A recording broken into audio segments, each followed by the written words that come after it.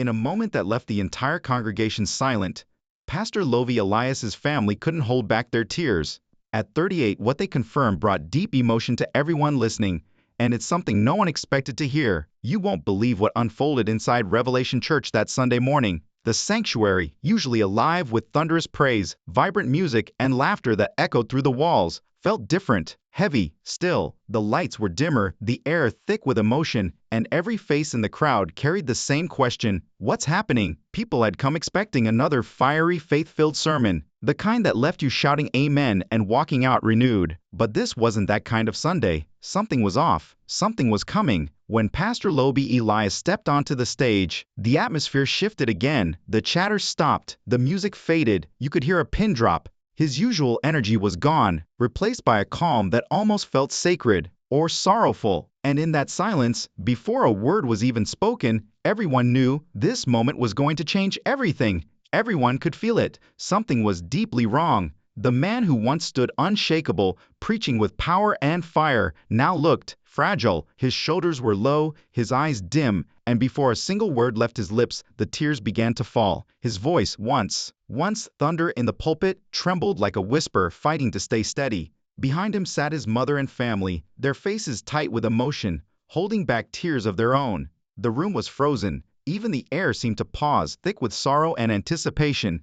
And then, in that silence, he took a long, shaky breath, the kind that carries years of weight, and said softly, "Sometimes, even the strongest among us need to lean on others for strength." That single sentence cracked open every heart in the room. It was the moment that would mark one of the most unforgettable days in Revelation Church's history. That single sentence pierced every heart in the room. It felt unreal, hearing him say it. The same man who prayed through everyone's storms, who always had the right words, now stood before them, with none left for himself. But here's the part no one expected. That morning, Pastor Lovy hadn't come to preach. He'd come to pour out. For the first time, he wasn't the shepherd leading the flock. He was the one in need of prayer. Whispers began to ripple through the crowd. Some people bowed their heads and wept quietly. Others just stared, frozen in disbelief.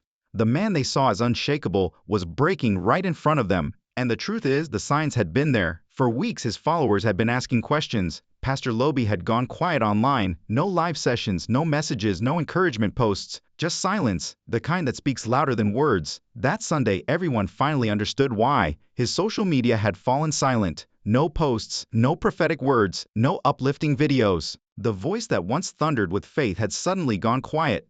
And people began to wonder. Some whispered that he was sick. Others said he was simply exhausted. But here's where everything took a turn. The truth, the real truth, was nothing anyone could have imagined. Standing there before his congregation, Pastor Lovy lowered his head, took a trembling breath, and said softly, "My family and I have been through something we never thought we would face." His voice cracked. He tried to steady himself, but the pain in his words was unmistakable. The church fell completely still. "We have cried behind closed doors," he continued, his tone breaking through the silence. "But sometimes, being honest, is not weakness, it's healing." And the craziest part? These words were coming from a man known for his unshakable strength, the one who had prayed others through their pain, the one who always carried everyone else. That morning, the healer became the hurting, and his vulnerability became the message. But now that fate had taken a surprising turn, he needed to be healed. He went on to inform the congregation that a close family member had become very ill. They had fasted, prayed, and prayed for a miracle, but their hopes were not fulfilled. He said, "We prayed and prayed," in a shaky voice, but sometimes God's timing is not our timing. His mother was seated next to him at that same time, her hands clasped together in prayer. Lovy finally let his tears fall freely as he reached out and took her hand. He muttered, "I learned how to pray from her, and now I look to her for comfort." The realism of this story is what sets it apart. In that church, everyone had witnessed miracles before. They had witnessed power, joy, and faith. However, they witnessed humanity that day. Instead of viewing their pastor as a superior figure, they saw him as a brother, a son, and a person who was in pain, but yet made the decision to remain steadfast in his religion. Everyone in the room started crying aloud. A few of them lifted their hands and started to pray aloud. Some simply closed their eyes, as though they could feel his suffering in their own hearts. "Even when life breaks you down, God uses brokenness to reveal his power," Lovy remarked, raising his head once again.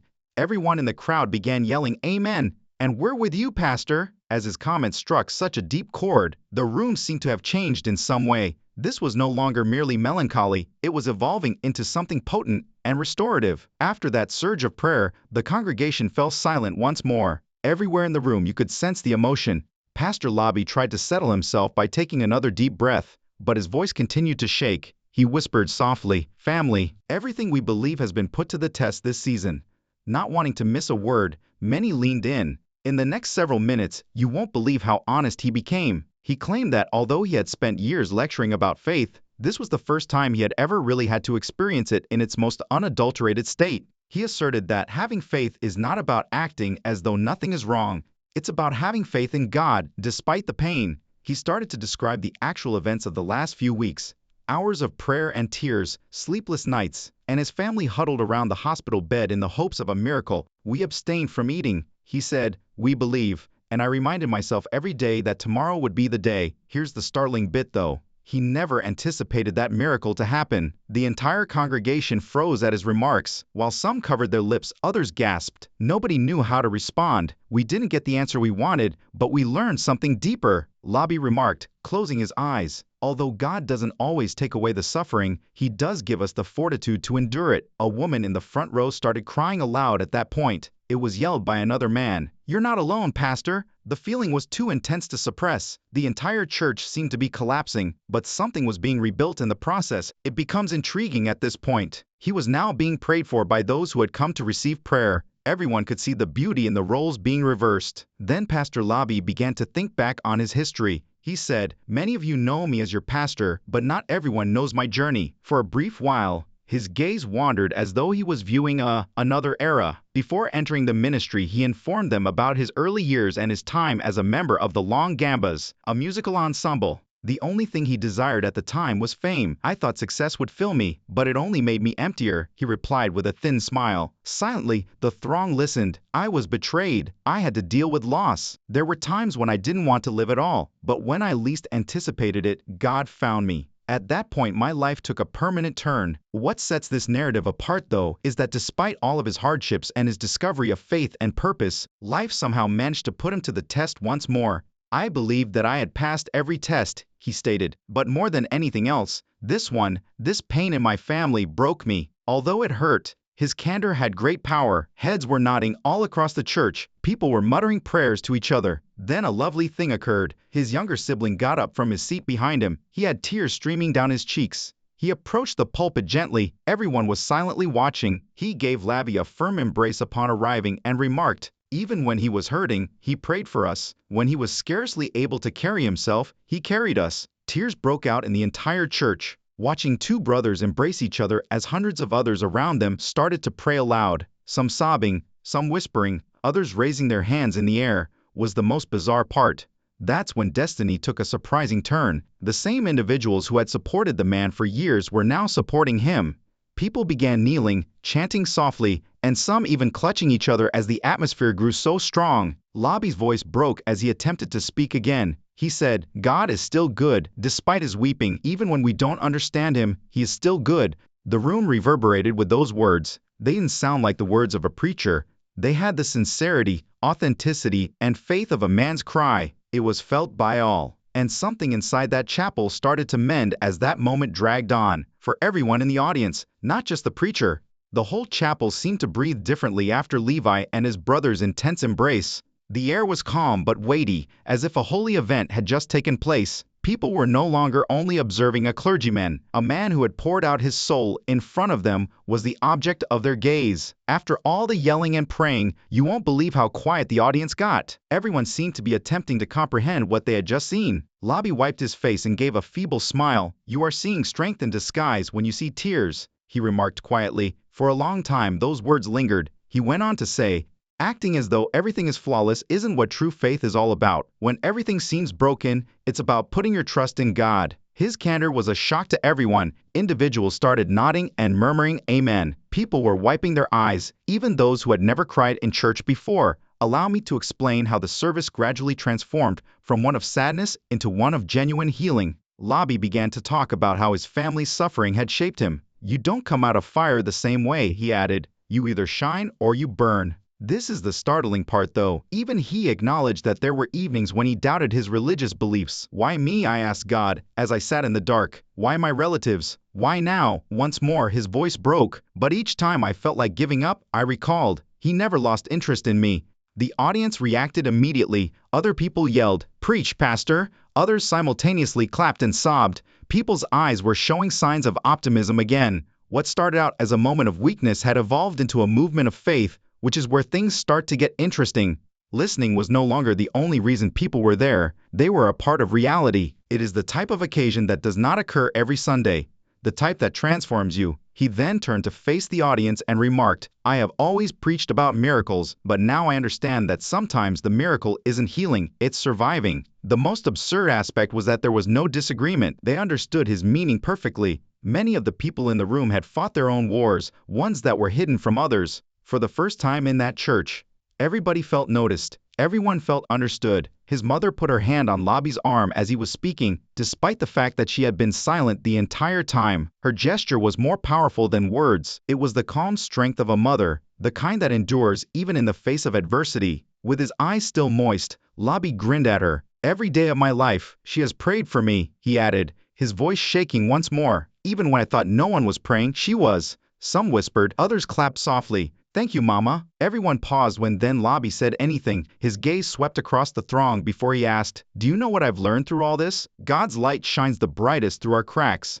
The line went around the room like a fire. Shouting resumed. The church seemed to come alive in a new way as the choir began to murmur quietly. The way that hundreds of people came together around one man's pain is what sets this story apart. This time, it had nothing to do with prophecy or miracles. It was about being honest, forthright, and full of humanity.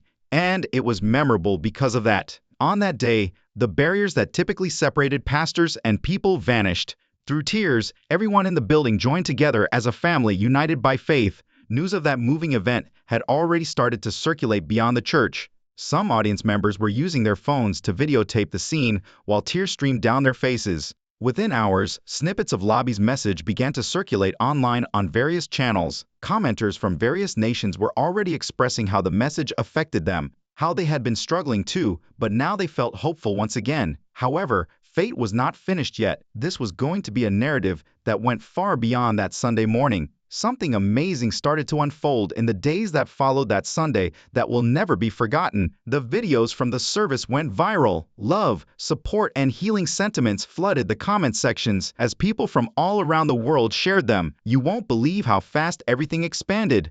Thousands of people wrote about how the experience impacted their hearts in a matter of days. Trending hashtags that represented strength through vulnerability were hashtag faith through tears. People started talking about their own experiences of faith, loss, and hardship, claiming that if Pastor Lovy could be open about his suffering, then so could they. This is how one man's sadness became a healing wave, I tell you. Later, Lovy shared a video message on the internet, his voice steady but his eyes still a touch red. "Well, what I went through with my family reminded us that ministry isn't about perfection," he remarked.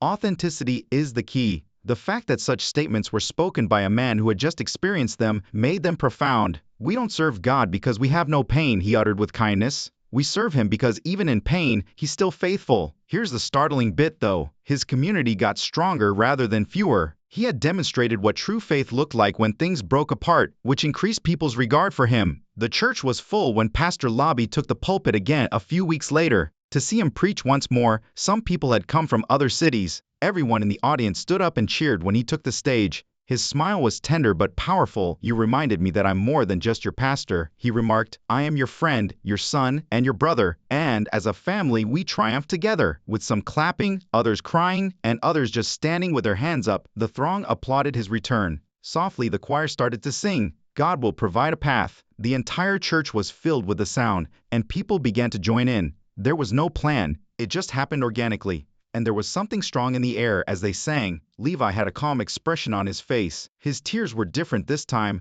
yet they were still there. They were tears of peace rather than suffering. This is where things start to become fascinating because that moment demonstrated to everyone that while faith does not make pain go away, it does give it meaning. Lovy stood next to his mother and held her hand once more as the music went on.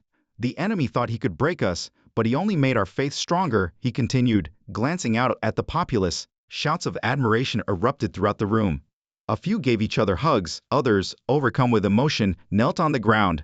No longer was it merely another religious service. It served as a reminder that light can still shine in the dark. The most absurd aspect was the amount of solidarity that day fostered. Individuals who had not communicated for years were making amends. There was forgiveness among families. Together, strangers were praying. It seemed as though the very thing that brought about healing was now agony. Once more, destiny took a surprising turn, demonstrating that sometimes our true selves are revealed during the most trying moments. No one wanted to leave after the service. People remained behind, still praying, still grieving, still discussing what they had just seen as the music played softly. Some claimed that for a brief minute, it seemed as though heaven had touched earth. Others said it served as a reminder that everyone needs compassion and grace, regardless of how powerful they appear. Lovy posted one last statement on social media later that night. "We had more than simply a service that Sunday. We experienced healing." And he was correct, because Revelation Church saw more than just a sermon that day. They saw change. This narrative is unique, since it wasn't about power, leadership, or celebrity. It had to do with humanity. It has to do with the kind of faith that endures when all else fails. And one thing became evident to everyone present: God's light can shine through your tears even when life breaks you. One clear reality was established that Sunday: you can find strength even when you're at your weakest, and faith remains strong even in the midst of heartache.